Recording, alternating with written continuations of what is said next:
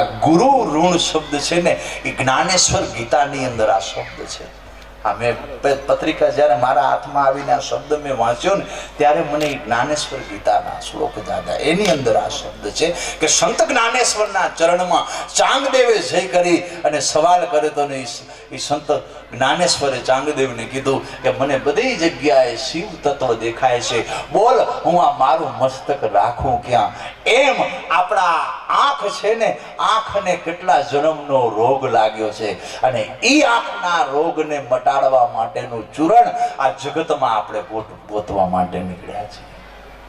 કેટલા જન્મનો આ આંખને રોગ, રોગિષ્ટ આંખ પડી છે, એ આંખને કેટલા જન્મનો રોગ લાગ્યો, એનો રોગ મટા. ઘણી વખત આંખથી દેખાય છતાં પણ ભીતર ન ઉતરી શકે. વિચાર કરો કે કાઠિયાવાડમાં પરબની અંદર સંત દેવીદાસ રક્તપિત્યાની રોગિષ્ટની સેવા કરે અને એના સાનિધ્યમાં એક સાધ્વીબાઈ રહેતી હોય અને સાધ્વીબાઈને ઘણા બધા વર્ષો નીકળી ગયા, ત્યાં સુધી ખબર ન પડી કે આ ગુરુદેવ પાસે આ સેવાનું ચૂર્ણ કેવું છે. કારણ કે એ રક્તપિત્યા રોગને કોઈ એને અડે નહીં. કોઈ રક્તપિત રોગિષ્ટ થાય અલગ ઉમરામાં પૂરી દે, એની થાળી અલગ, ખાવાનું પીવાનું સુવાનું બધું આસન બધું અલગ.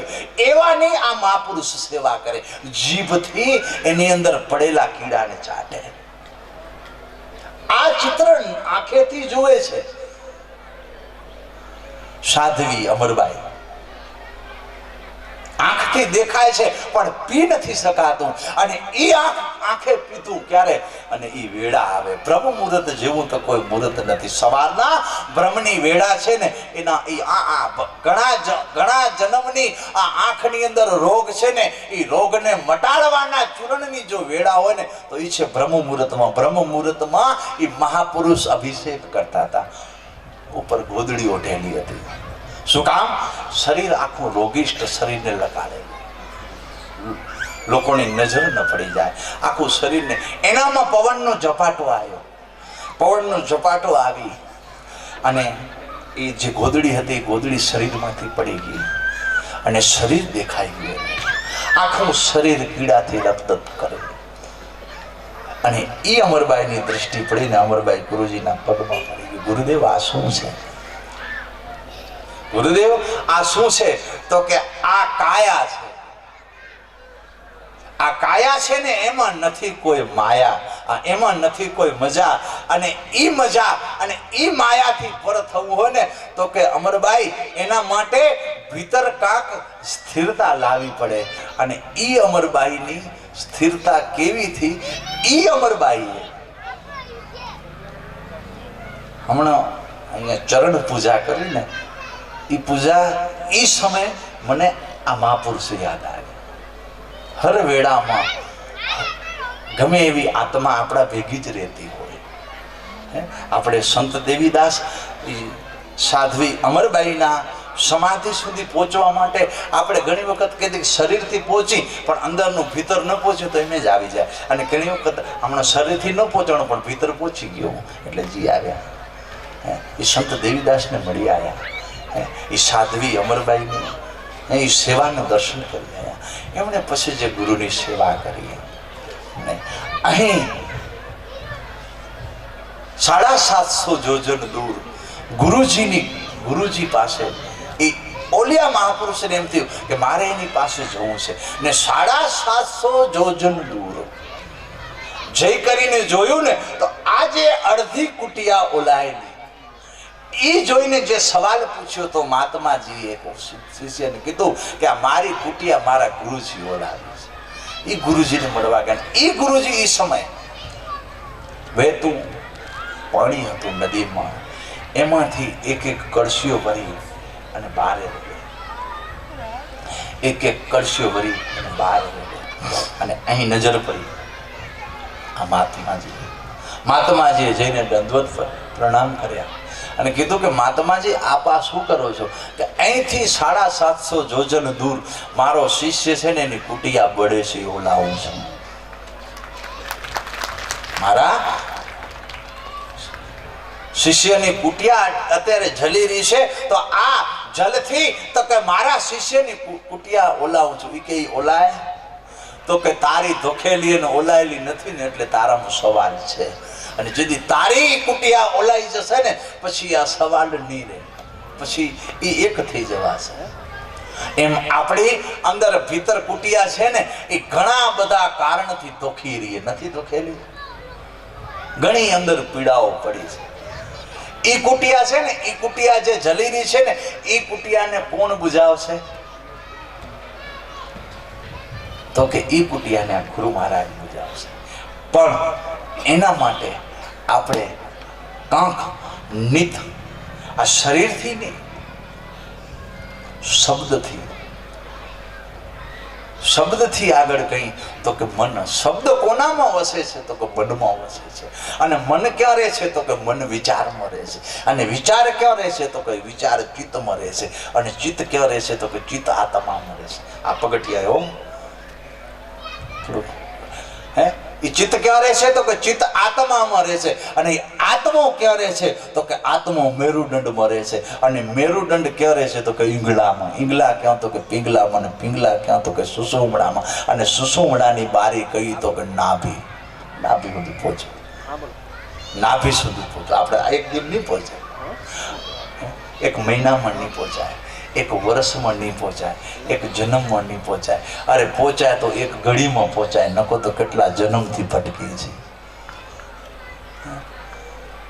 અને ભટકેલી વિચારધારા પછી આપણે ભજન દ્વારા સાંભળી, ભજન દ્વારા ગાઈ કે ભટકેલા મનની ગુરુજી ભૂલોને સુધારજો, ખરી વેળાએ આવી કરી તમે ઊભા રહેજો. આવી નિત પ્રાર્થના છે. એ પ્રાર્થના સત્ય છે, હોવી જોઈએ. પણ આપણે અહીંથી જાત્રા ચાલુ કરવી છે. અહીંથી એક શબ્દના નિયમનો ચૂર્ણ ધારણ કરી અને એ શબ્દ છે એ શબ્દ મન જે કહેવાય મનમાં બિહારી, મનમાંથી ચિત્તમાં, ચિત્તમાંથી આત્મામાં અને આત્મામાંથી નાભી સુધી સ્થિર થશે. જરૂર એક દિવસ ધીરે ધીરે રે મના, ધીરે ધીરે સબ કુછ હોય, માલી સિંચે સોગડા ઋતુ આયે ફલ હોય. આપણા જીવનમાં એક દિવસ પરમાત્મા આપણા જીવનમાં વસંત કરીને દેશે. અને જે દિવસે વસંત બની જશે એની એ દિવસે આપણું મન સ્થિર થઈ જશે. જેવી રીતે એક માલી નિત જલ પાય પણ છતાં એમાં ફળ તો કે એની ઋતુ આવે ત્યારે જ એમાં ફળ આવે. ઋત સવાયમાં ફળ નથી આવતા. એ ઝાડને, એ વેડાને, એ માલીને હે જળચળ ખળચર હર જીવને એ સમયનો ઇંતજાર કરવો પડે. એમ આપણા જીવનમાં પણ એક દિવસ જરૂર વસંત આવશે. આપણા જીવનમાં એક દિવસ જરૂર એ વેળા આવશે. અને એ વેળાને આપણી અંદર ડગી નથી ગઈ, આપણી અંદર એ ધીરતા, એ ગંભીરતા અને એ સ્થિરતા ડગી નથી ગઈ. એને આપણે નિત શક્તિ આપવા માટે, એની નિત ગતિ કરવા માટે જ આ પ્રસંગ છે. આ શિષ્ય સંસ્કૃતિ, આ વિચાર, આ શબ્દ છે સંસ્કૃતિ. આપણી અંદર શિષ્ય ભાવની જે સંસ્કૃતિ છે, આપણી અંદર શિષ્ય ભાવની જે શરણાગતિ છે, આપણી અંદર શિષ્ય ભાવની જે લાગણી છે ને આપણી અંદર શિષ્ય ભાવની જે માંગણી છે, હે એ લાગણી અને માંગણી અને એ સંસ્કૃતિને સ્થિર કરવા માટે આપણે આ એક ચૂર્ણ છે, આ શિષ્ય સંસ્કૃતિ સ્નેહ મિલન. અહીંથી આપ વિચારધારા પ્રાપ્ત કરી અને નિત નવમ નિત વસંત આપના જીવનમાં અર્પિત થાય. આપનું જીવન એ દિશા તરફ કેમ વિશેષ ગતિ કરતું થાય એવી આપ સર્વને વિચારપુંજ મળે. અને વિચાર સારા હશે તો જીવનમાં કાર્ય સારા કરી શકાશે. વિચાર વગર નહીં થાય. હે આ પાટીદાર સેવા સમિતિ, આ વિચાર કાલે મેં જે સાંભળ્યું એ કેવી સરસ સેવા કરે. એને સાંભળી અને મેં કીધું હું કેટલો નાનો હોય એની સામે, એટલી સેવા આપણાથી નથી થતી. આપણે હંમેશા દરેક જગ્યાએ શીખતા આવડી જાય. એની જે સેવા સાંભળી અને પછી સાંજ બટુક ભોજન સ્કૂલમાં ગયા હતા. એક પોતાના જે પણ પૂંજી, કર્મની પૂંજી અર્પિત કરી અને જિંદગી ભર એની સેવા કરવી નાના ભૂલકાઓની. આ બધી સ્થિતિને જોઈ અને એમ થાય કે હે પરમાત્મા, એમની અંદર જે વિચારધારા છે એ વિચારધારાની અંદર ગતિ થાય. આ જે સેવા સમિતિની અંદર જે વિચારધારા છે એનામાં ઈશ્વર શક્તિ અર્પિત કરજો.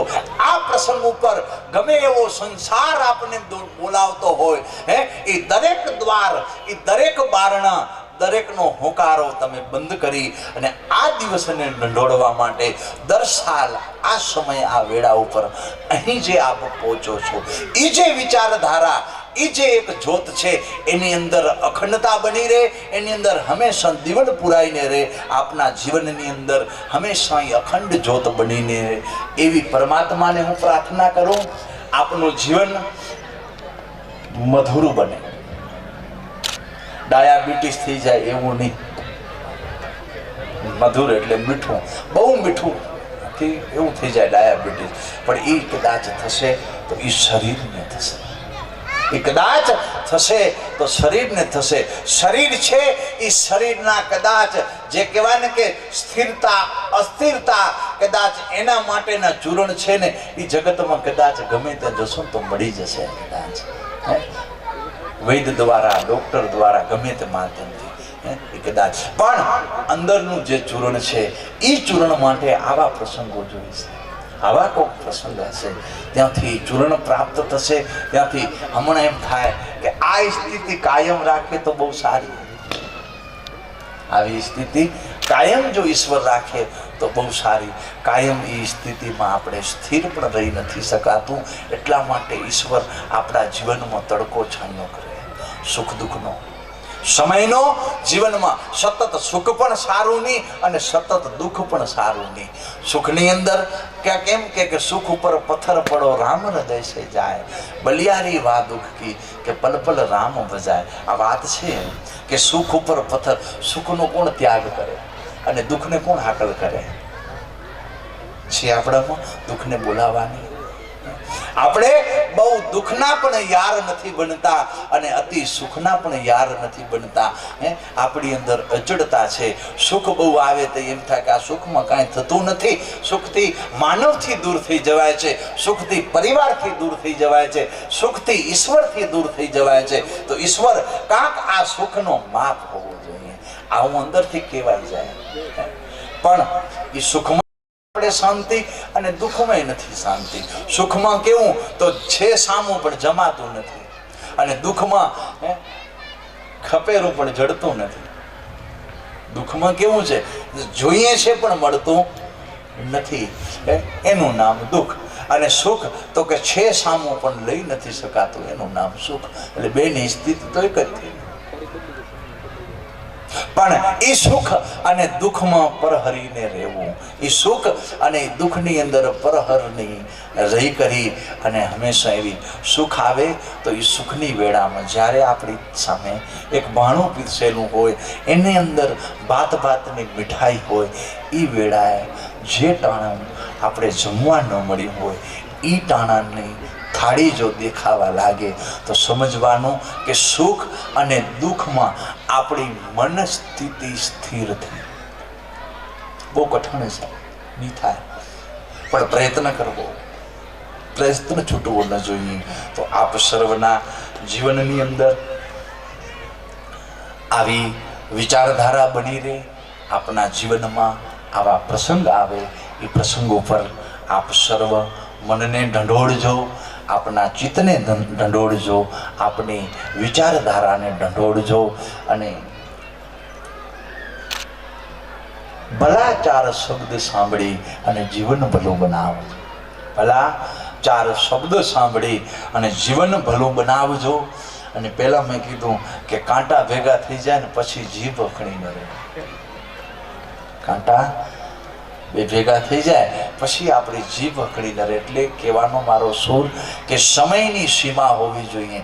પછી કાંક મન ગુડાને સંભાળે, કાંક મન જીભને સંભાળે. એટલે સમયની ગરિમા એ પણ એક આપણી સંસ્કૃતિ છે. તો આપ સર્વ અહીં સુધી આવી, જેને જે ભીતર ભૂખ હતી એ ભૂખ તરફ મન દોડ્યું હશે, અને મન એ ભોગ તરફ દોડી અને મનને સંતોષ થયો હોય, એ સંતોષને સ્થિર કરશો તો જ શિષ્ય સંસ્કૃતિ સાચી કહેવાશે. જે મનને સુખ મળ્યું હોય એનામાં સ્થિર બની રહેવું, એ જ શિષ્ય સંસ્કૃતિ સ્નેહ મિલન. આપણે જે આયોજન કર્યું, આ જે પ્રસંગ બનાવ્યો, એ પ્રસંગ આપણા જીવનમાં સાચો સાર્થક તો જ બનશે. તો આપ સર્વના જીવનની અંદર જે અહીં બારગામથી આવ્યા હોય એમના જીવનની અંદર પણ આ પ્રસંગ કાંક વસંત આપે. આ પ્રસંગ બનાવવા માટે ધન દ્વારા, તન દ્વારા, સેવા દ્વારા ગમે એવું યોગદાન જેને આપ્યું હોય, નાનું પરિવાર, મોટું પરિવાર, એ સર્વના જીવનમાં ઈશ્વર હંમેશા સારી વસંત અર્પિત કરે. અને આવતી સાલ ભિલોડા મધ્યે જે આ કાર્યક્રમ શિષ્ય સંસ્કૃતિ સ્નેહ મિલન, તો એ સર્વ શિષ્ય વૃંદોની અંદર આ પ્રસંગની અંદર વિશેષ વસંત, આ પ્રસંગની અંદર વિશેષ સુગંધ અર્પિત કરવાની પણ ગુરુ મહારાજ એમને શક્તિ આપે એવી મારી હૃદયની ખૂબ ખૂબ પ્રાર્થના. આપ સર્વનું જીવન આંખ મારી ઉગડે ત્યાં સીતારામ દેખું, ધન્ય મારું જીવન, કૃપા આ ગુરુજનોની લેખું, એવું સર્વનું જીવન બને. ગટગટ વેરો સાઈયા, ખાલી ગટ ન કોઈ, બલિયારી વાહ ગટકી કે જાગટ પ્રગટ હોય. સર્વના ગટની અંદર પડ્યું છે પણ કોક આપને જગાડનાર જોઈએ. જેવી રીતે હનુમંતની અંદર પડ્યું હતું પણ જેમ જામવંતે એની અંદર શક્તિનો પ્રાદુર્ભાવ કરાયો, એમ આપણા જીવનમાં કોક જામવંત મળી જાય. અંદર પડેલું જે સત્ય ચૂર્ણ છે, અંદર પડેલું જે સત્ય છે, એ સત્ય પ્રગટ થાય ને આપણું જીવનની અંદર કાંક વિશેષ વસંત બને. આપ સર્વનું જીવન પવિત્ર બને. આપના જીવનની અંદર ધર્મ ક્ષેત્રે, આપના જીવનની અંદર કર્મ ક્ષેત્રે ને આપના જીવનની અંદર વ્યવહાર ક્ષેત્રે ગતિ, ઉન્નતિ, પ્રગતિ હંમેશા થતી રહે એવા મારા હૃદયના આશીર્વાદ કરી અને હું મારી વાણીને અહીંયા તો હજી બધા ના જ કર્યા, આ તો કહેતા જ નથી. હું તો થાકી રહ્યો જોઈને. જેને સેવા કરી હોય અને એને થાક ન લાગ્યો હોય, એ જ ખરેખર સાચી સેવા કહેવાય અને એ જ સાચી સેવાની ફળશ્રુતિ કહેવાય. આપને જે થાક ઉતર્યો છે એ હંમેશા ઈશ્વર આપના જીવનમાં એવો થાક ઉતારીને રાખે અને આપનો થાક ઉતર્યો છે એ અનંત બીજાના થાક ઉતારનાર પણ આપનું જીવન બને. એક ઝાડવું હોય એ સુખ પોતે નથી માણતું પણ અનંતને સુખ આપવા માટે એ સમયનો માર ખાય. જલ છે, આ તળાવ છે, એની અંદર જલ છે, પુત્રની તૃષ્ણા મટે કે ચાહે ન મટે, અનંતની તૃષ્ણા મટાડે છે. એવી રીતે આ મેઘ વર્ષે ધરતી ઉપર એને કદાચ એ મેઘના અરસુ જે છે એનું સુખ એને મળે કે ન મળે, જગતના અનંત જીવને એ વસંત આપતું હોય. એવી રીતે આપનું જીવન પણ સેવા ક્ષેત્રની અંદર આવું વસંત બની રહે. આપ સર્વનું મંગલ બની રહે. આપ સર્વ સુખી જીવન બને, પારિવારિક સુખ મળે, એની સાથે સાથે ભીતરતાનું પણ સુખ પ્રાપ્ત થાય. એવી જ ભગવાન શ્રી લક્ષ્મીનારાયણ, મા ભગવતી ઉમિયા અને આ સમાધિસ્થ આપણા સમાધિની અંદર બેસી અને જે અખંડ ભજન કરતા હોય, જેની અખંડ એક એક શ્વાસો શબ્દ સાથે જોડાયેલો હોય, એવા શબ્દાતીત ગુરુજનો, શબ્દાતીત મણિધર ગુરુજનોના ચરણમાં મારી એવી હૃદયની પ્રાર્થના કે એનો શ્વાસો જેમ શબ્દમાં સ્થિર બન્યો એમ આ સર્વ મુમુક્ષજનોના શ્વાસા પણ હે ગુરુદેવ આપ એવા સ્થિર કરજો કે એવા સ્થિર કે આ કાયામાંથી છૂટી થવાનો વેળા આવે ને તો એ વેળા એને મીઠી લાગે. બસ એવું જીવન એમનું બનાવજો. એટલું કહી કરી અને હું મારી વાણીને અહીં વિરામ દઈશ. બોલો સદગુરુ દેવ કી. બોલ્યો હું તમે બધા સાંભળી. થાક કેને લાગવો?